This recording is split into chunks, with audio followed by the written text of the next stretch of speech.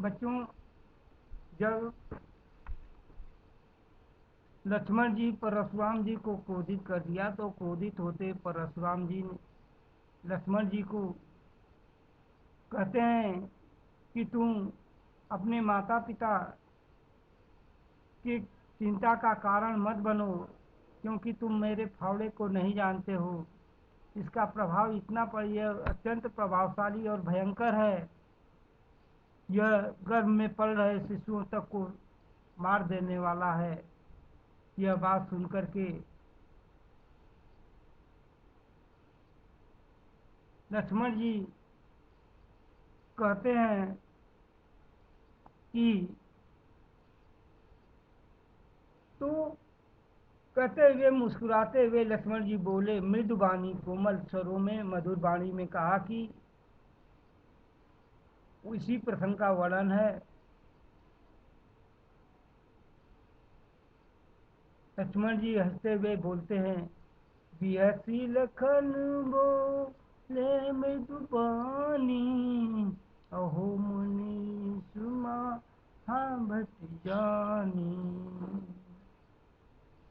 पुनि पुनि मोहि दिखाव कुठारू, चहत रामन फूकी पहारू, यहाँ कुम्हड़ बतिया को नाही, जही तर जनी देख मर जानी, देख कुठारू सरासन बाना, मैं कछु कहा सहित अभिमाना, विभूषुत समुझ जनेऊ बिलोकी, जो कछु करऊँ सहाउर रोकी, सुरमई सुर हरिजन रुगाई, हमरे कुलीन पर न सुराई, बदे पापु अप कीरति हारे, मरत हूँ पापरिय तुम्हारे,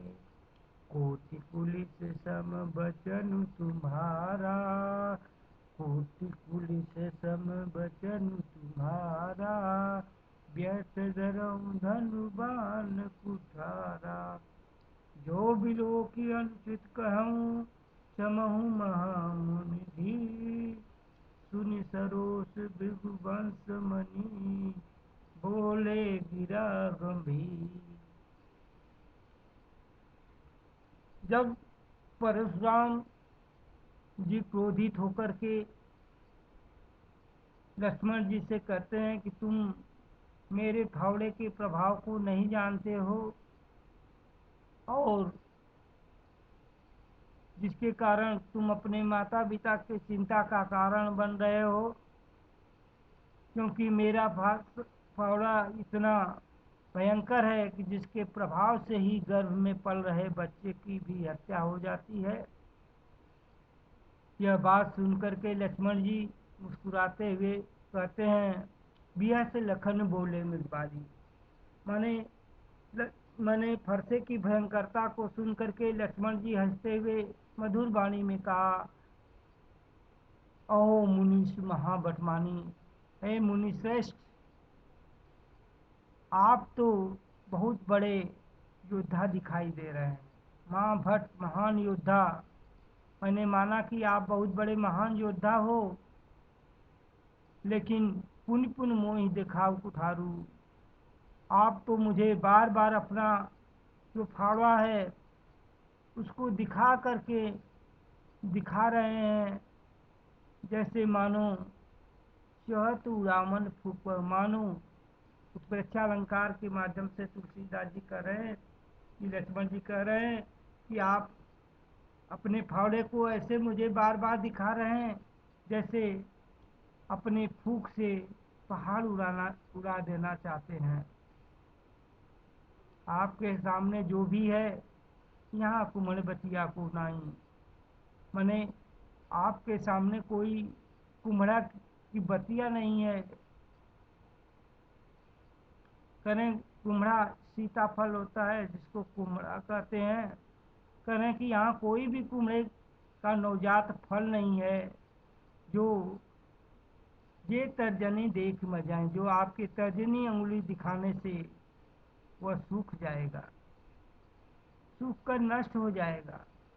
कहने का तात्पर्य यह है कि आप हमें जितना कमज़ोर समझ रहे हैं उतना कोई कमज़ोर नहीं है।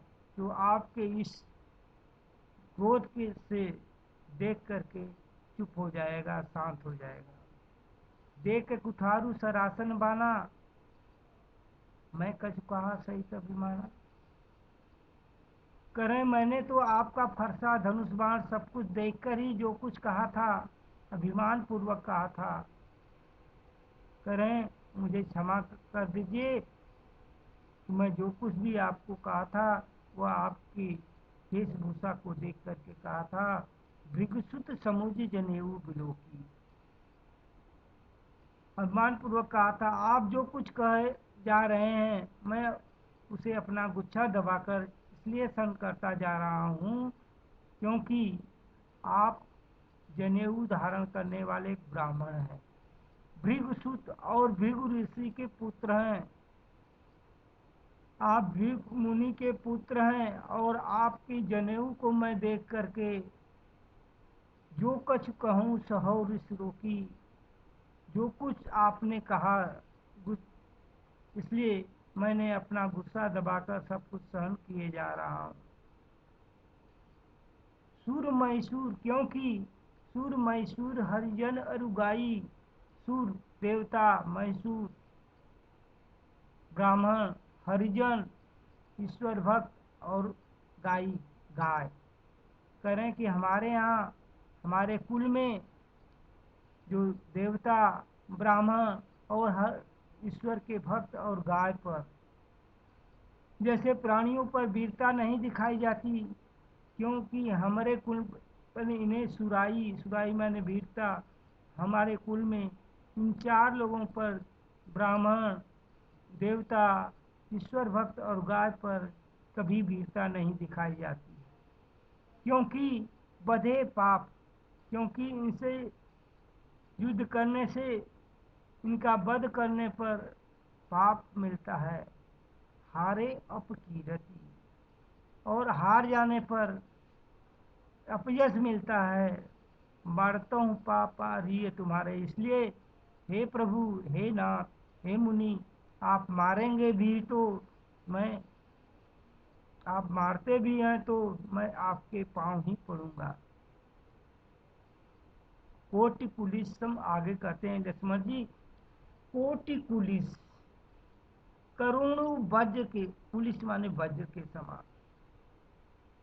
करें कि आपके बातें ही करोड़ों वज्र के समान चोट पहुंचाने वाली है। व्यर्थ दरऊं धनु बाण कुठारा, आपने व्यर्थ में ही धनुष बाण और ये फावड़ा को धारण किया हुआ है, क्योंकि आपकी वचन ही इतनी कड़वी है जो करोड़ों वज्र के समान लोगों को घायल कर देती है। इसके बाद लक्ष्मण जी मुस्कुराते हुए परशुराम जी से आगे कहते हैं, जो बिलोक अनिश्चित कहूँ क्षमऊ महामुनिधीर,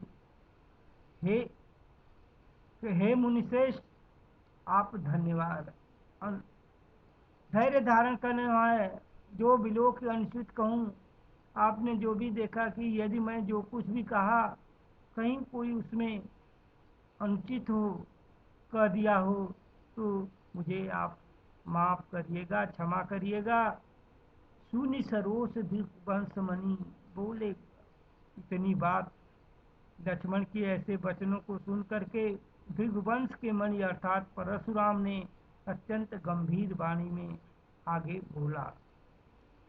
कौशिक सुनहु मंदु यही बालक, आगे जब लक्ष्मण जी की ऐसी बातों को, व्यंग भरी बातों को सुन करके भृगुवंश में उत्पन्न परशुराम जी गंभीर होकर के क्रोध पूर्वक आगे कहते हैं, कौशिक सुनहु मंद यहु बालकु, कुटिल काल बस निज कुल घालकु, भानु बंसरा केस कलंकु, निपट निरंकुश अबुधु असंकु, कालक बलि होई हैं चन माही, कहो पुकारी होरी मोहि नाही।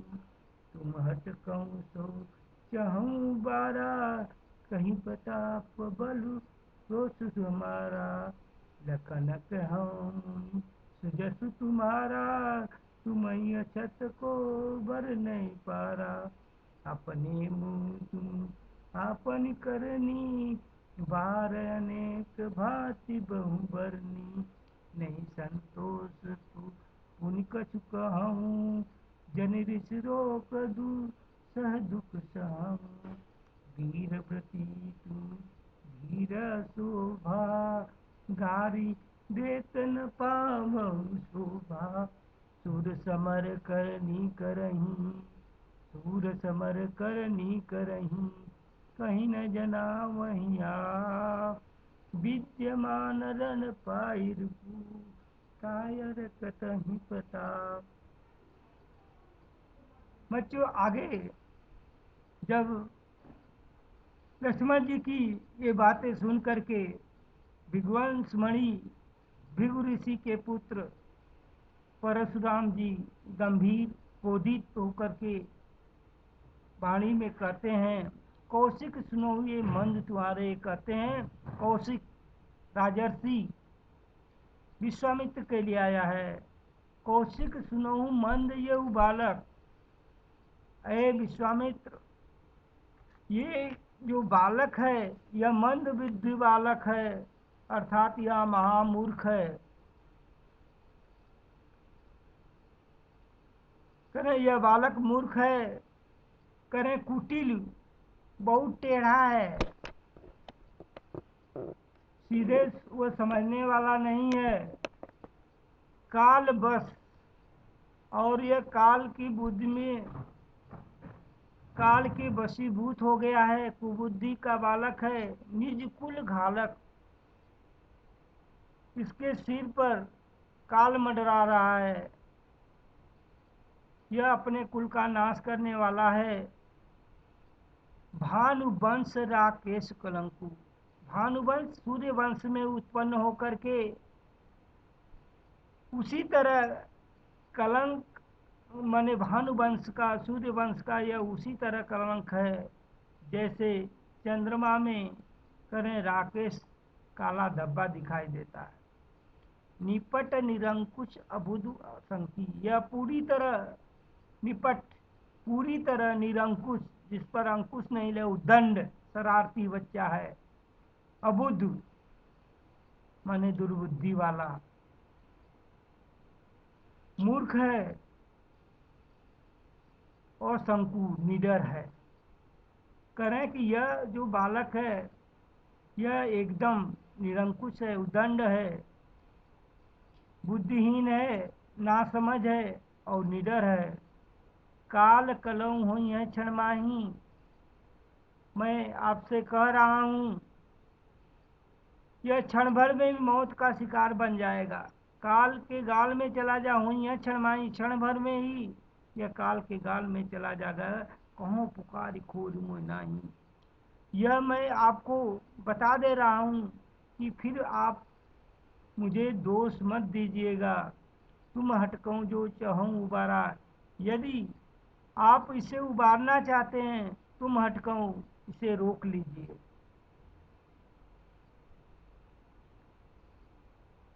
कई प्रताप बल रोसु हमारा, हमारे प्रताप, हमारे बल, हमारे क्रोध को बता करके इस बालक को रोकिए। यदि इस बालक को आप बचाना चाहते हैं तो मेरी इस बल को, मेरे इस प्रताप को, मेरे इस यश को, मेरे इस क्रोध को के बारे में बता करके इसे उबारना चाहते हैं तो रोकिए।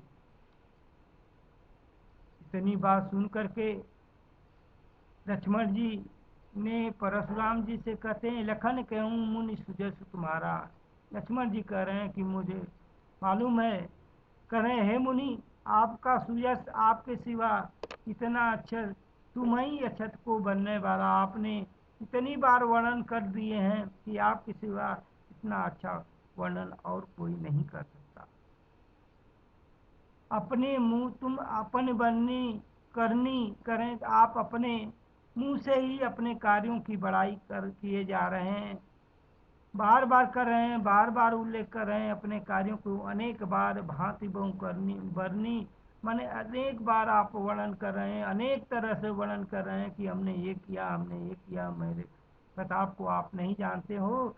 नहीं संतोष तो पुण्य कछ कहूँ, ये इतना कहने के बाद भी आपको संतुष्ट नहीं हुई हो तो आप फिर कुछ कहिए। जनरिस रोक दूसरा दुख सहूँ, आप अपने हे मुनि, आप अपने क्रोध को रोककर असह्य दुख को मत सहिए।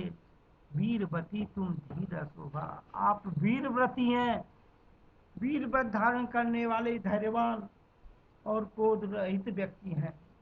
गारी देत न पावन शोभा, आपको दूसरों को अपशब्द करते हुए आप अच्छे नहीं लगते। फिर लक्ष्मण जी आगे कहते हैं, सूर समर करनी करई कहीं न जना वही आप। जो वीर होता है, युद्ध होता है, युद्ध भूमि में जाता है, तो करें कि वीर पुरुष युद्ध के मैदान में युद्ध करके अपनी वीरता का प्रदर्शन करते हैं, नहीं जनावें आप। वे अपना स्वयं गुणगान करते हुए स्वयं को महिमा मंडित नहीं करते, अपनी बड़ाई स्वयं नहीं करते। विद्यमान रन पाई रिपु कायर कतही प्रताप, मैंने युद्ध भूमि में शत्रु को सामने पाकर भी जो वीर योद्धा होता है अपने यश, अपने बल, अपने प्रताप की बड़ाई नहीं करता, और ऐसा करने वाले कायर होते हैं। माने जो कायर होते हैं वह युद्ध भूमि में भी सामने शत्रु होता है फिर भी वे अपना क्या करते, अपने प्रताप की, अपने यश की, अपने बल की क्या करते हैं, बड़ाई करते हैं। धन्यवाद।